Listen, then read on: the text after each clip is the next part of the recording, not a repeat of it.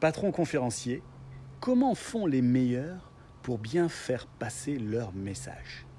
Troisième et dernière partie. Bonjour mes chers amis, hier et avant-hier, vous avez pu suivre les 2 premières parties de ma conférence que j'ai donnée à Bruxelles au mois de janvier 2020 devant des patrons. L'objectif de ces patrons, c'est de devenir de meilleurs communicateurs à l'intérieur de leur entreprise comme à l'extérieur. Durant cette partie, aujourd'hui, de cette conférence, vous allez pouvoir suivre la fin du développement que j'ai commencé hier et la conclusion et comment je conclus. Je vous souhaite un excellent visionnage et je vous dis à tout de suite. Alors maintenant, je vous ai promis qu'au milieu, entre les astuces d'introduction et les astuces de conclusion, vous avez un effet que vous pouvez mettre à l'intérieur. Si d'ailleurs vous devez repartir avec quelque chose, ce serait ça. C'est que dans votre conférence, mettez toujours un effet « waouh ». Alors c'est quoi l'effet « waouh » ? C'est un effet où, que vous soyez en face à face ou avec plusieurs milliers de personnes, quand vous parlez, que vous faites cet effet, les gens en face de vous font « waouh ». C'est simple comme définition. On l'appelle également le moment star. Alors pourquoi star? Parce que ça vient des États-Unis. Something they always remember. Mais comme nous sommes en France, je vous l'ai fait en français, c'est quelque chose dont les gens se souviendront toujours avec ravissement. D'accord? S-T-A-R. Ça reste star. Alors c'est quoi un moment star? C'est un moment fort de votre conférence. Et si les gens ne doivent retenir qu'une chose, c'est ça. Et c'est ça qui va rester dans leur esprit. C'est « Ah, mais tiens, toi, t'es celui du chèque de Bill, là. C'est toi qui as raconté l'histoire du chèque de Bill. » Vous voyez, c'est quelque chose que les gens vont repartir, ils vont ancrer un message, quelque chose, un effet que vous avez produit. Pour toi, Marc, ça peut être le sac à dos. Tu vois, ou le walking desk, ou Jandal. Voilà, mais quelque chose, un effet « waouh ». Alors, je vous ai créé 3 petits bonus pour vous montrer ce que c'est que l'effet waouh. Donc, alors bien sûr, là, vous allez voir des gens que vous connaissez, ou que vous connaissez moins, mais qui sont connus en tout cas. Mais ça marche pour les infopreneurs, ça marche pour les entrepreneurs, les indépendants. Ça marche pour nous qui sommes... alors pour certains, ils sont déjà très grands, mais en tout cas pour moi, ça marche parfois. Donc voilà, premier effet, c'est... Qui connaît Michael Pollan ? Donc Michael Pollan, journaliste américain, qui est très très spécialisé dans comment nous utilisons la planète pour produire de l'alimentation. Donc il est assez contre le fast-food, etc., parce qu'on utilise énormément les ressources de la planète. Voilà comment il fait son effet wow aux États-Unis. Donc c'était TechCrunch en 2009. Voilà comment il fait. This is a very fresh double quarter pounder with cheese from McDonald's.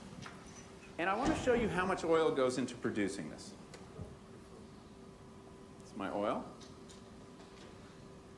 Now remember, the oil is in the fertilizer. That's how you make that nitrogen fertilizer. And the oil is in the pesticide. So this is an 8-ounce glass. Il est en train d'expliquer combien il faut de pétrole pour fabriquer un cheeseburger. You need another 8 ounces for the processing and to move it around. And another 8 ounces. And 2 more ounces.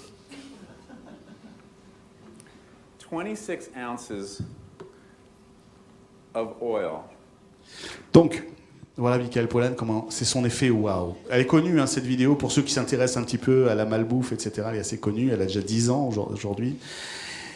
Moi, quand je regarde cette vidéo, je me dis waouh.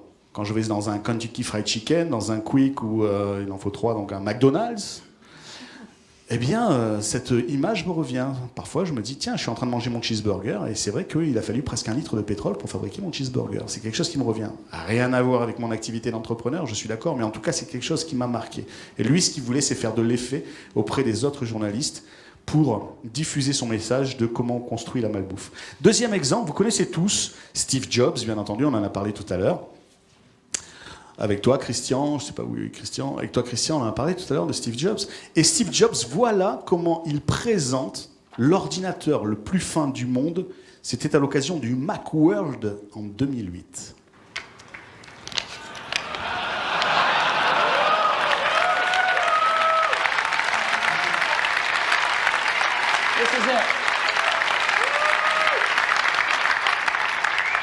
take it out here.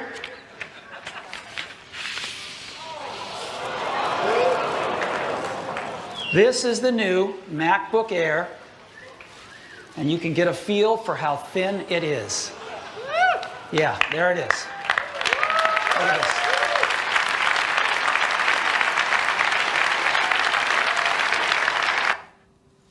Vous connaissez tous cet exemple ou presque, si vous ne le connaissez pas, bon, bah c'est vraiment un exemple assez célèbre. Et c'est vrai que je le connais cet exemple et j'adore toujours le regarder. Pourquoi ? Parce que bon, là, Steve Jobs est en train de nous présenter donc, l'ordinateur le plus fin du monde. Comme exemple, il le met dans une enveloppe, c'était son astuce. C'est un ordinateur qui tient dans une enveloppe. Si ça, c'est pas mémorable, qu'est-ce qui est mémorable ?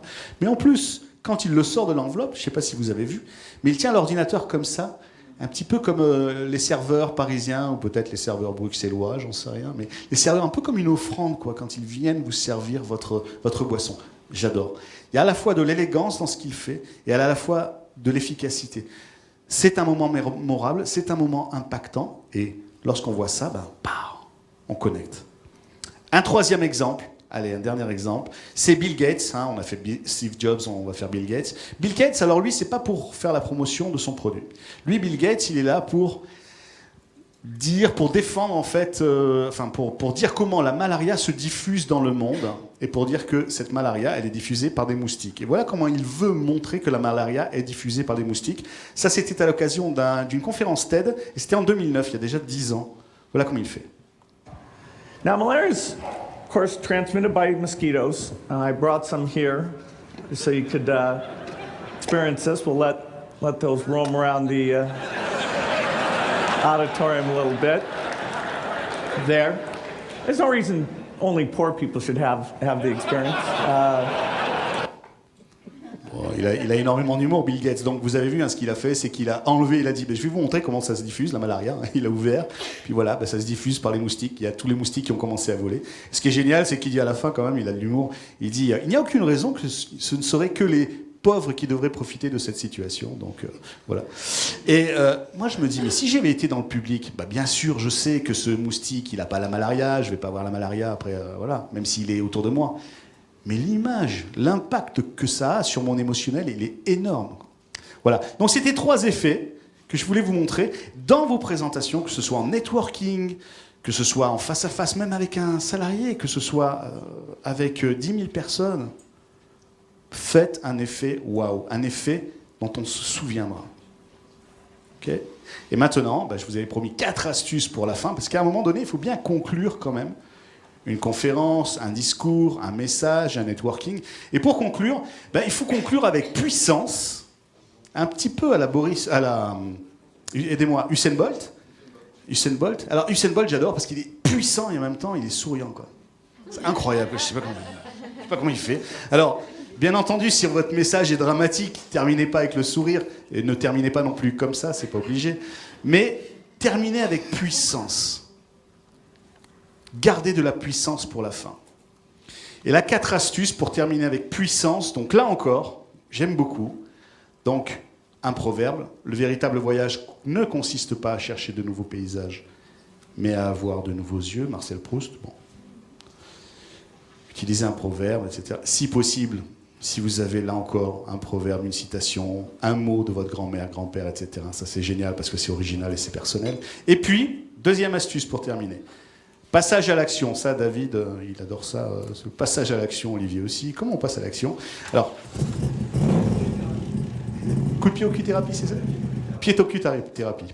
Bon, c'est déposé, donc j'imagine, tu l'as mis à l'INPI, ça. Ok. L'appel à l'action. Steve Jobs, à la fin de chacune de ses keynotes, il disait « Vous pouvez acheter mon dernier iPhone à la sortie. » Donc bon, ça c'est un appel à l'action très, très, très commercial.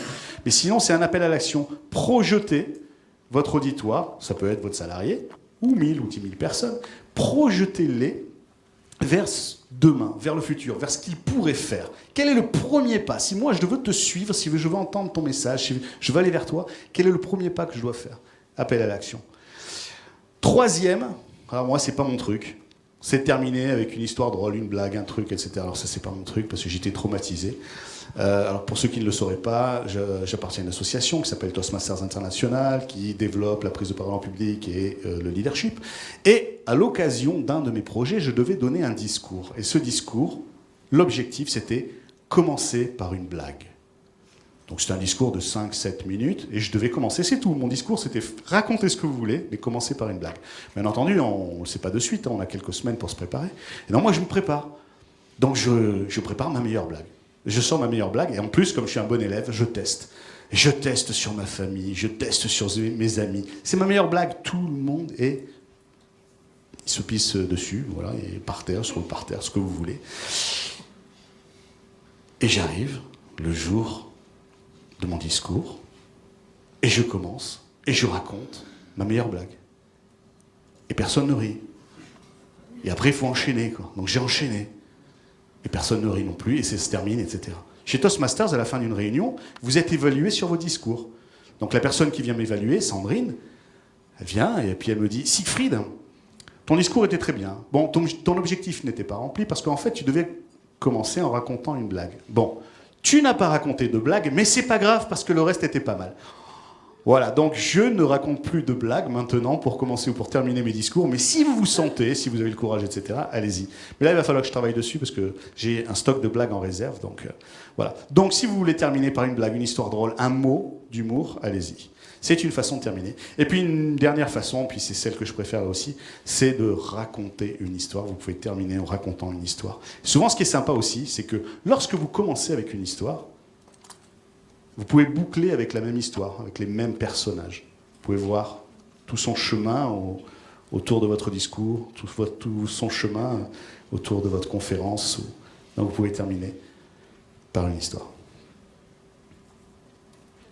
Et nous avons terminé. Donc nous avons vu ensemble c'est quoi qu'un patron conférencier, pourquoi il est bon d'être patron conférencier et comment on fait pour devenir un top patron conférencier. Normalement, je termine toujours avec un petit conseil. Et là, aujourd'hui, j'aimerais partir avec un petit déconseil. Je vous déconseille. Olivier a mis le niveau d'attente vachement haut quand même.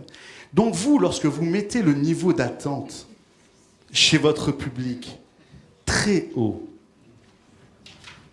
tenez votre promesse, sinon vous risqueriez de créer quelques déceptions. Merci à tous.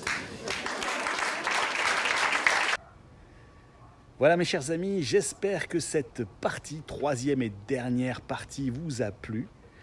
Je vous dis à demain pour une vidéo spéciale week-end. Et d'ici là, portez-vous bien.